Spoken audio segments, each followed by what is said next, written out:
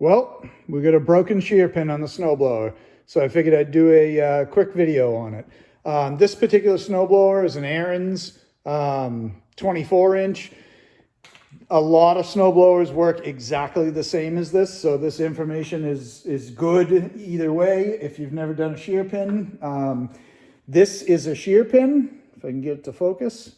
You can see there's a little bit of a slot around each end right in here and right down in here. These pins are made to break so that you break the pin before you break parts inside your snowblower. I happen to have a recycled asphalt driveway on the barn.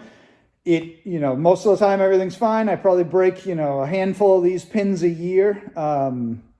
But I figured I'd give you a shot on doing this, how quick and easy it is. Okay, so before you go putting your hands in here or anything like that, be smart, think about it. Make sure that the ignition's shut off on this thing. There's no possible way it can start. Pulling the wire off the spark plug is a great idea too, because then you know that there's no chance that it's going to fire up on you and rip your arm off in this thing, because this is a dangerous thing. You can see here, this is the shear pin on this side. This side is solid. There's a little bit of movement there, but that's all right.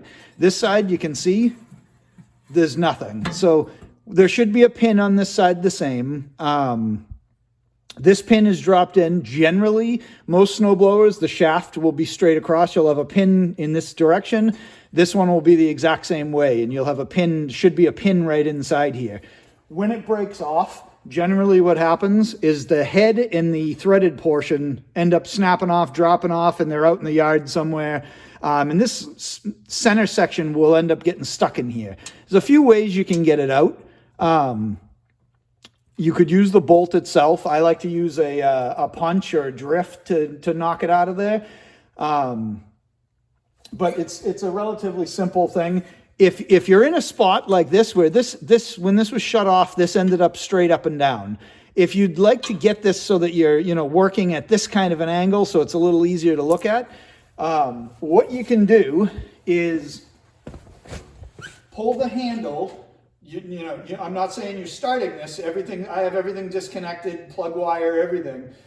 But you're gonna push the auger lever down, and then turn the engine over and see where that moves you. And you can see now I'm a little bit more forward. One more time, just like that. And I'm not pulling that like I'm trying to start it. I'm just turning the engine over with the auger handle down. And again, ignition's turned off, my spark plug is disconnected. And now where this pin is going to be in a more forward position. And looking in here, you really can't even see it, but it should be right in there if I line up with the other one. And just give it a light tap. Let me make sure I'm on the pin. And there we go.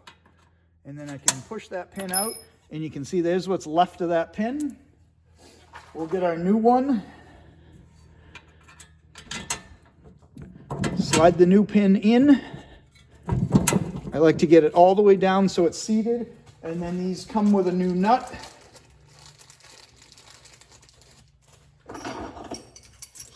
Get the nut started on the back. Generally, I like to have this so that the nut is facing up. It's a little easier to see, but this particular one, this is just where it ended, so.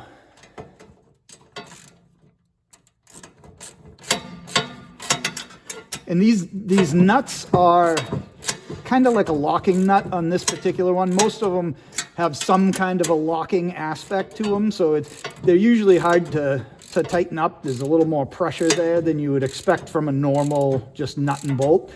So I like to tighten these down until you just feel it get snug.